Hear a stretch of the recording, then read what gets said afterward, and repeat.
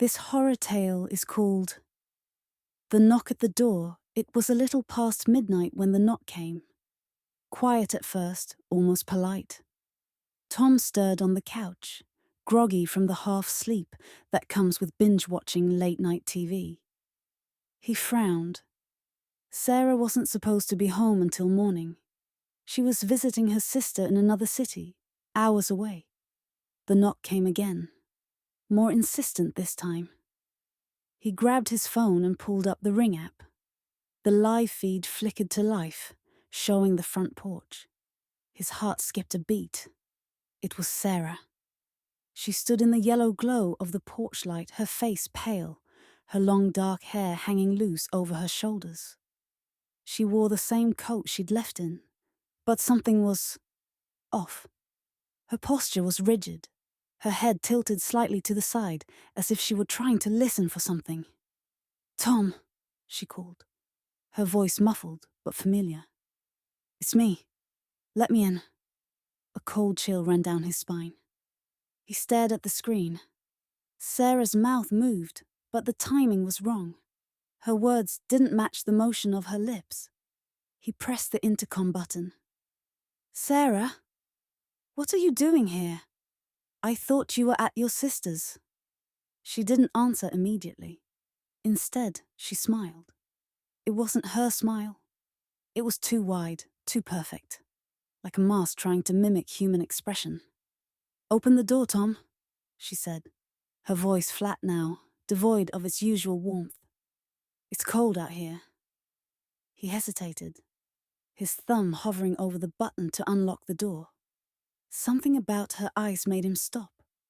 They weren't Sarah's eyes. They were too dark, too empty, like black glass reflecting the porch light. He dialed her sister's number. It rang twice before a groggy voice answered. "Tom, do you know what time it is?" "Is Sarah with you?"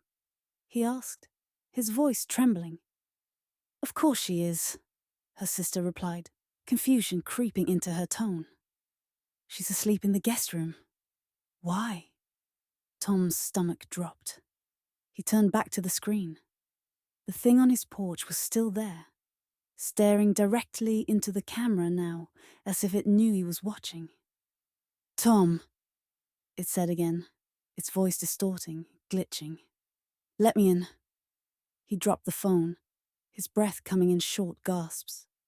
The knocking started again, louder this time, almost violent.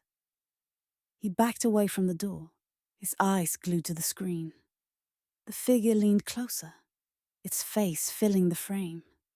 The skin on its cheeks rippled, shifting like a projection, struggling to stay in focus. "Tom!" it screamed now, pounding on the door. "Open the door!" He ran upstairs, locking himself in the bedroom. His heart pounded as he called the police, his words tumbling over each other in panic. By the time they arrived, the porch was empty. The only sign of the intruder was the faint imprint of bare feet in the snow, leading away from the house, and stopping abruptly in the middle of the yard. When he checked the Ring footage the next morning, the feed was corrupted. The figure's face flickered in and out of focus, its features melting and reforming. But one thing stayed clear: the eyes. Cold, black, and endless. And when he looked closer, he saw his own reflection in them.